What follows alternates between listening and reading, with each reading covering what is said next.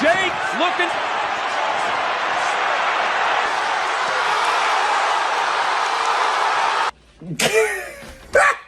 The morning after. Look!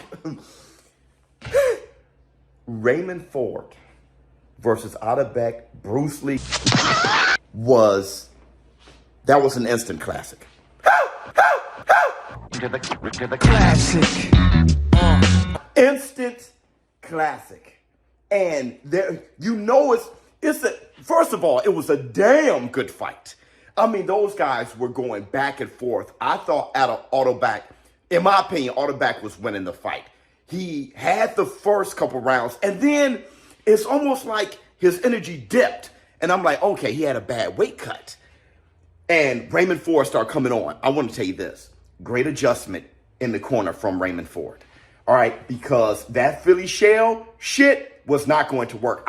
Look, the way Autabach was punching over it out the southpaw, bro, he was punching right over the shoulder. Ford was not getting his chin deep enough and his shoulder high enough. He wasn't hiding his chin well enough. Doing the Floyd Mayweather, you have to be extremely good because, in my opinion, the Philly shell isn't that great of a defense if you don't know what you're doing. It's not like it is, the code breaker like you doing the Philly shell so it's working. There's a lot of holes in it if you don't know what you're doing, if you're not a master in it, if you're not James Toney, if you're not Floyd Mayweather. So Autabach was cracking Ford with it. Ford put on the earmuffs, made the adjustment the way Floyd Mayweather did against the southpaw. Zab Judah. Squarely. Caught him with a flush right hand. You notice when Floyd Mayweather fought Zab Judah, he had the more technical, leaning forward, catching and shooting and shit like that. Shoulder in defense of his chin, as he's done so often in the past. In the last couple of rounds, he's gone back to that discipline. That's what Raymond Ford did. Amazing adjustment. Autabach, it seemed like his output, he didn't have enough snap in his punches after a while. And I thought maybe, his endurance started to decrease. I'm thinking maybe he had a bad weight cut. From my understanding, it was Raymond Ford who had a bad weight cut. But Ford turned it on and started punishing Autabach. Still, Autabach started turning back on later and start winning the championship rounds. He was ahead, in my opinion. And then Raymond Ford, after the headbutt, because don't forget, they had a clash of heads. Raymond Ford got cut. I was wondering what's going to happen to him mentally because, what was that, the 11th round it happened? Raymond Ford started coming on. He started catching Autabach. Autabach started turning it up, but he started countering him. I said, Ford may catch him.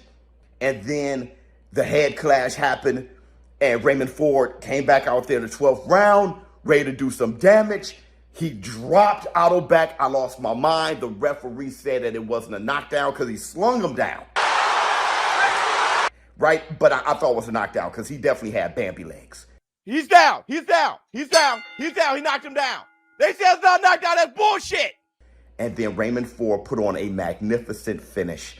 And it reminded me immediately of Hagler versus Hearns. That moment when Hearns turned around and kind of ran away. It's hurting Hagler because he wants to run inside. Hearns is fun. Raymond Ford, same shit. And that's the black toe sugars.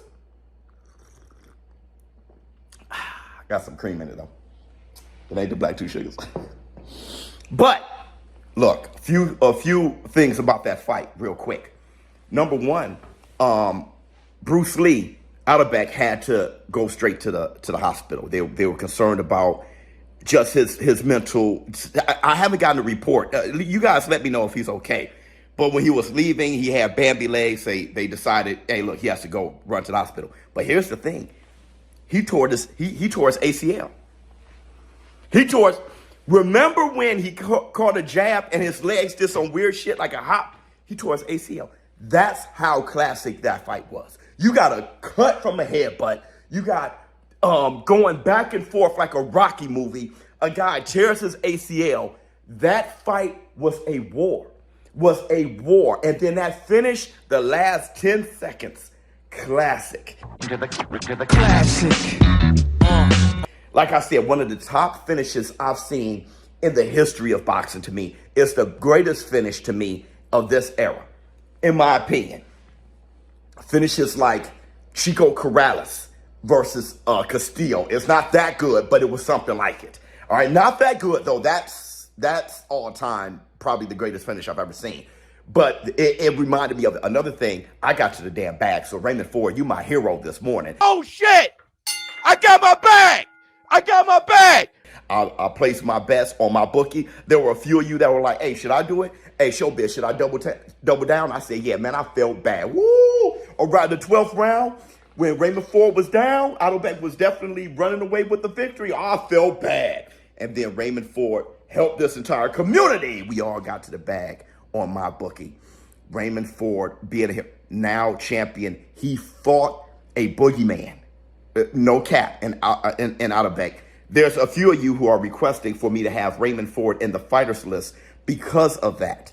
It's like, not just the fight itself, that performance deserves to be on the fighter list, but who he fought and when they fought. You want to talk about these guys, you know, they don't have the crazy, magnificent records of 30-0 and all those things. What's this? 12-0 or 17 versus 17-0. These guys deciding to fight each other, a la Frank Martin versus Michelle Rivera. Remember that? How early of a matchup that was of two guys who are, you know, at their peak fight. That's what was going on with Raymond Ford and Autabach last night. Thank you guys so much. Like I said, those lighter weight classes, featherweight and shit like that, you know, from lightweight and then on down. Those guys be fighting each other, especially feather, bantam. Those guys be fighting each other. Mad love to Raymond Ford. I can't speak about this enough because it was a classic. And the only reason I was able to call this classic and see this fight, thank goodness, and it's a sad thing, Amanda Serrano, in my opinion, I'm going to keep calling you TBWE, the best woman ever. TBWE. Clarissa Shields coined the phrase, quote, she's the quote. Amanda Serrano, TBWE, trying to do something great in Puerto Rico for her people, making it a norm for a 3-minute round for women. You saw the undercard of two women going 3-minute rounds. She was going 12 3-minute rounds. She cried her eyes out. I felt so bad. Amanda Serrano. A lot of people think that is some kind of conspiracy. No. You know, people, like I said, life hits so hard for people that they don't really believe in truth anymore. And that was the truth. And Amanda Serrano, please lift your head. Lift your head. You're going to get the opportunity. And I know you want to do it for your fam. That's the thing. You want to do it for your fans back at the crib. It's all good, sister.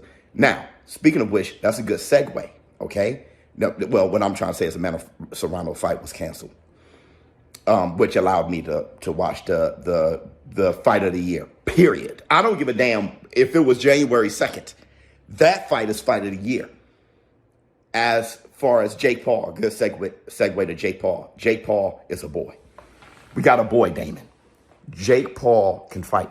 He can see all that shit before, you know, you kind of saw his development. So that last fight, it was trash to me. My man was there to get knocked out. This fight, though, I don't care if Berlin wasn't it. I don't care if he was there to get knocked out or not. I don't care how sloppy he was, how he looked.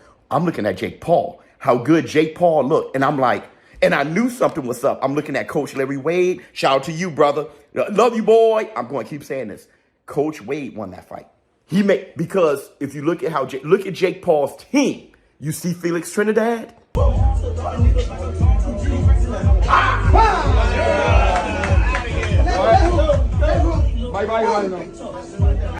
And I know he was just there to, you know, because it was at the hometown, but he cared enough to give Jake Paul some pointers right before the fight. Look at that team. This guy does not discriminate. Jake Paul does not discriminate, right?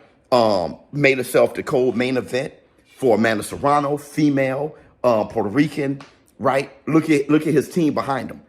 And they all get into the bag together. Not just that, he's dedicated to boxing. You can tell now this isn't a marketing ploy. This isn't a game. He's dedicated. You heard what Ryan Garcia said? So fucking bad for introducing Jake Paul to boxing. I fucked up. I can't allow this to happen. I can't. He's disrespecting my sport. He's disrespecting everything. I don't know. Call my team, Jake. Fuck you. Listen, I'm going to tell you, Ryan Garcia, you my brother. I need to know that you're focused. Not that you're just training. I get that you're training, okay? And you're going to make weight and stuff like that, but focus. Jake Paul should not be anywhere in your crosshairs. And when you look at the two with Ryan Garcia and Jake Paul, as of right now, it's looking like Jake Paul seems to be more dedicated to the fight game. You know, Ryan Garcia is doing a lot of social media stuff like that. Ryan Garcia, I'm only saying this and giving these criticisms because I care, brother. That's why I'm really saying it. I want you to be your best against Devin, the American Dream Haney.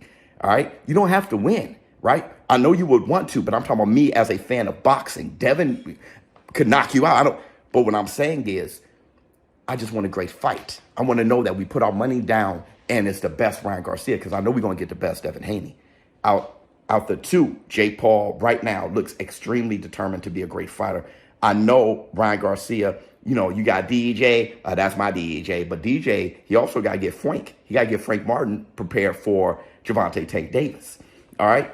So Ryan Garcia, you know, making his responses and talking to Jake Paul kind of disappointed me a little bit, but that's all right, because, you know, maybe you just grab the phone, start talking. You don't have to train 24/7. We just want to know that you're dedicated, all right, that you're focused, okay? As far as Jake Paul, though, what he was setting up in the ring, his jabs, his feints, his misdirection, his punch selection, how poised he was when he turned it on to finish him. All right, pause. Jake Paul, we got one, okay? He's a boy, Damon. Like I said, I looked at that, and I was like, give him a fight or two more, and he doesn't look that far away from Berlanga. Him and Berlanga would be a nice match. I know he's a cruiserweight. I'm saying Berlanga gains weight or whatever. Him and Berlanga is a good matchup. Forget Canelo. Canelo beat the shit out of him. He's not on that level. And I know a lot of people are looking at the resume of Jake Paul like, man, what you doing, ShowBizz? You know, you adding too much. Well, listen, all you need to do is look at any fighter's 10th fight. Look at any fighter's 10th fight. Jared Anderson, who was he, Big Baby? Who was he going to fight? Who was the guy he was fighting? You know, so, and that fight was coming up. So shout out to Jake Paul, shout out to Jake Paul's team, shout out to Coach Larry Wade. Like I said, brother, that was definitely a victory of yours. Amanda Serrano, TBWE, shout out to you. I know you didn't get a chance to fight. So Raymond Ford, you my hero right now. Got us to the bag. I get to chill this morning, feel good about it, but more so than the bag, you put on an instant classic Autabach. You as well, being the type of warrior fighting through a torn ACL. Listen, that finish was crazy, and you got to give Bruce Lee Autabach some love for his 12th round. He wouldn't have got knocked out like that if he wasn't trying to fight to the last second. That what makes the classic. He didn't go jogging around, running around in hopes that he won the fight. All right, champion spirit. He fought to the last second. That's how you get a situation like that. So everybody who performed last night, fantastic. Oh, I want to say this too, Brian Norman Jr., you're a throwback, brother. All right, your shit, all your fights look like you're fighting in an alley somewhere. You know, the cuts, the headbutt, bloods everywhere. That shit was crazy, Brian Norman Jr. Defense needs to clean up. He got dropped, right? But he recovered because of the type of endurance he has. Top Rank put on a very entertaining card last night. Let me know how you all feel in the comments below. ShowBizz, though. I hope I hit all the points I was trying to hit this morning. If not, we'll talk. No, we'll talk about that later. Gervonta Tank Davis and Tago, somebody tried to release the little sparring to see. We'll talk about that later. That's more fun than anything, but everybody enjoy your day. I'm out.